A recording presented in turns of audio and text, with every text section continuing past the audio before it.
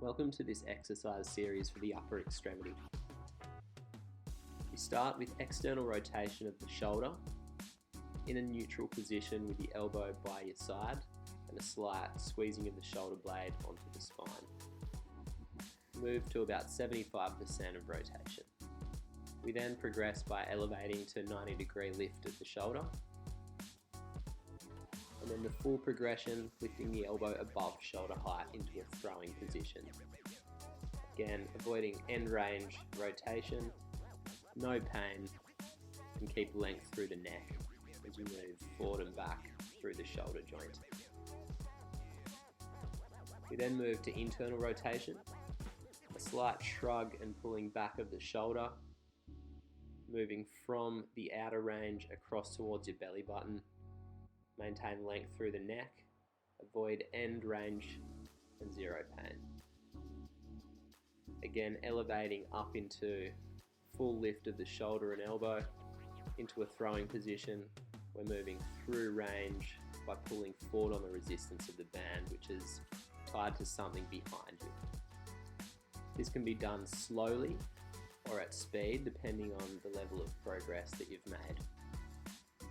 As you get close to returning to your sport, increase the speed and power. We then move through rows with theraband resistance. Fix the theraband to something solid in front of you, sink into a light hip hinge, squeeze the shoulder blades together as you pull the elbows back towards the trunk, and then slowly release forward. This can be progressed by going into a lunge, having 1 foot forward, 1 foot back, weight in the front heel, stability through the legs while you move forward and backwards through the arms. Keep the chin tucked and the back of the neck long, core engaged by drawing belly to spine.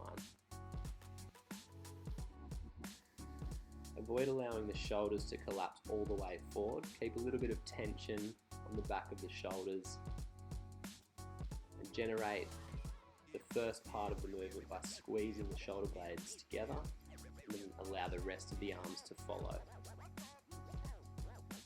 We then progress to punches with theraband in a split stance lunge, facing away from the fixed theraband.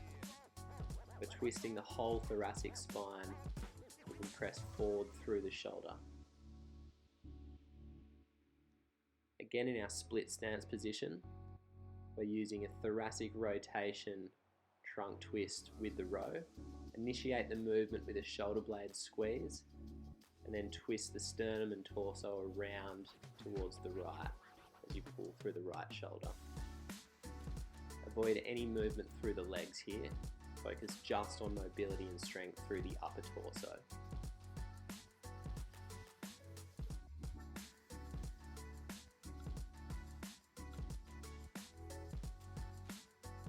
With wood chops, we're creating a thoracic rotation against resistance of the band. Exhale as you twist to the left, inhale as you recoil back to the right. Keep your lower belly drawing to spine and pelvic floor lifting. Breathe all the way into the lower back and lower stomach and create length through the crown of the head, keeping the spine long as you twist. This can be progressed by increasing the band resistance.